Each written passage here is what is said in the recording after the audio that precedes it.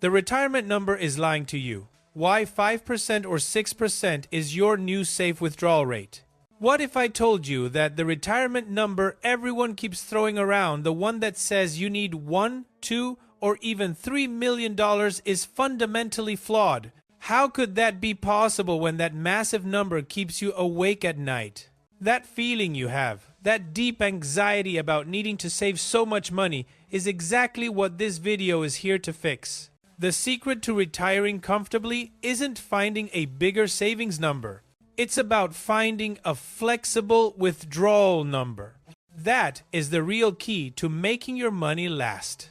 In the next 10 minutes, I'm going to share the 3 updated formulas that replace the outdated 4% rule. This information will give you the confidence to truly control your financial independence, even when the market is volatile. So, let's dive into why the old rules no longer apply. For decades, the financial world relied on the 4% withdrawal rule. It's the safety blanket of retirement planning.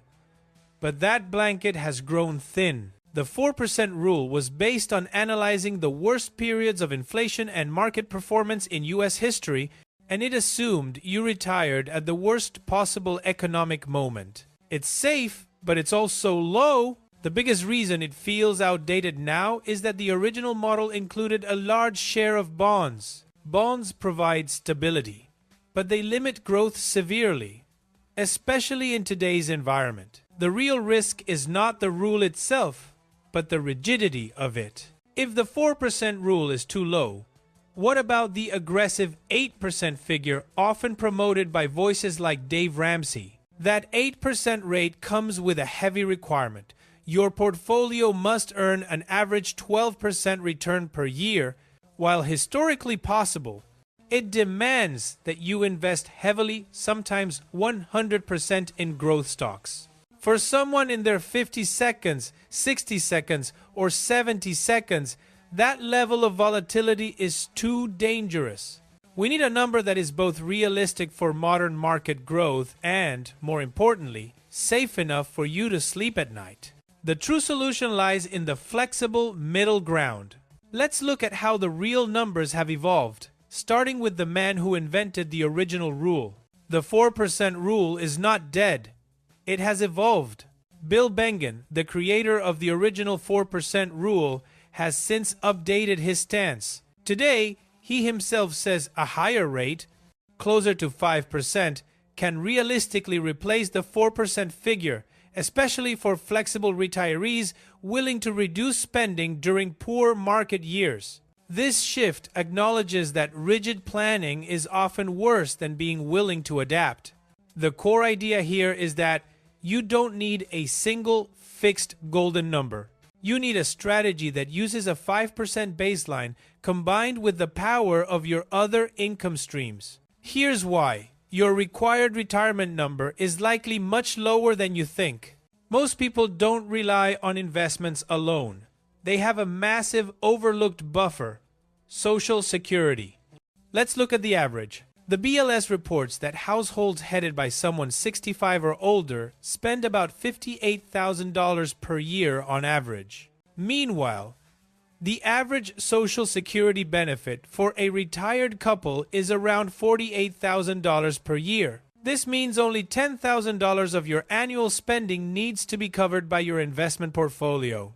At the more generous 8% withdrawal rate, generating that $10,000 a year requires just $125,000 invested. While using 8% is aggressive, this simple math proves that Social Security acts as a massive stabilizer.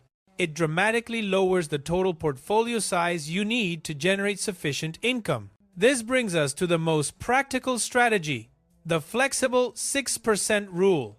This isn't a hard number, it's a strategic approach.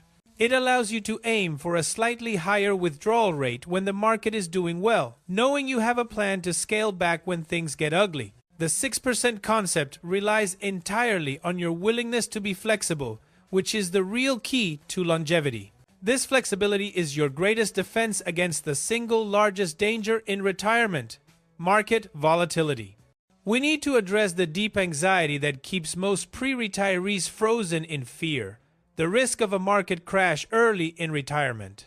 This is called the sequence of returns risk. It means big losses or high inflation early on can drain your portfolio faster than expected, wrecking even the best laid plans. Think about the aggressive growth stock strategy required for 8% returns. A portfolio earning 12% growth often focuses on fast-growing companies like Nvidia and Amazon.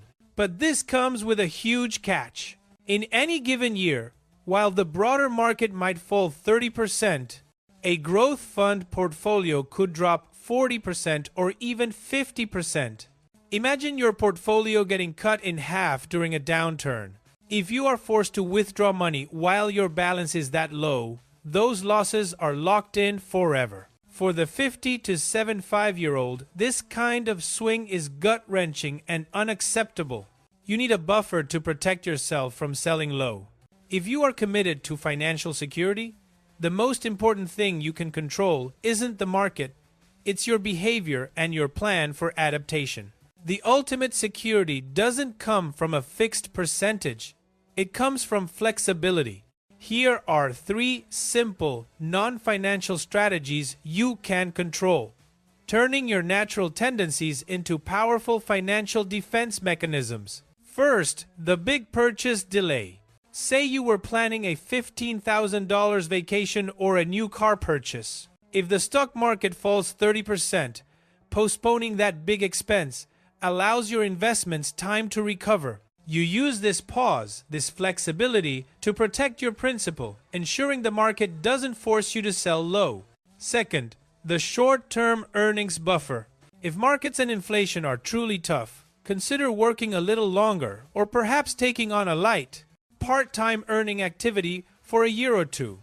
This temporary infusion of cash can give your portfolio crucial time to rebound before you have to start drawing heavily from it again. This is simply choosing work on your terms to maintain your independence. Third, the natural belt tightening strategy. The good news is that you already do this naturally. Studies show that when the economy tanks and the news is bad, most people instinctively tighten their belts. They don't want to go out to eat as much, they delay new purchases, and they put off big trips. By recognizing this natural reaction, you can formalize it into a strategy. You don't need a rigid plan to cut spending. You just need to accept and embrace your innate caution during bad times. The 4% rule and the 8% idea are both based on the work of individuals interpreting historical data. Relying rigidly on either of these figures without factoring in your own circumstances, risk tolerance, or ability to adjust is the real mistake. The power of modern retirement planning is that you do not have to chase $1 million number. You need to master flexibility.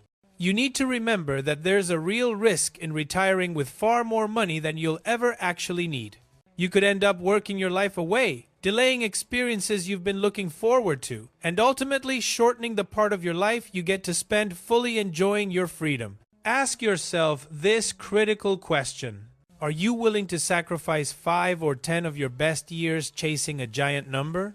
Or are you willing to master the art of adaptation to achieve financial independence now? Let me know in the comments. What is the new safe withdrawal rate you feel most comfortable with? Is it 4%, 5%, or the flexible 6%?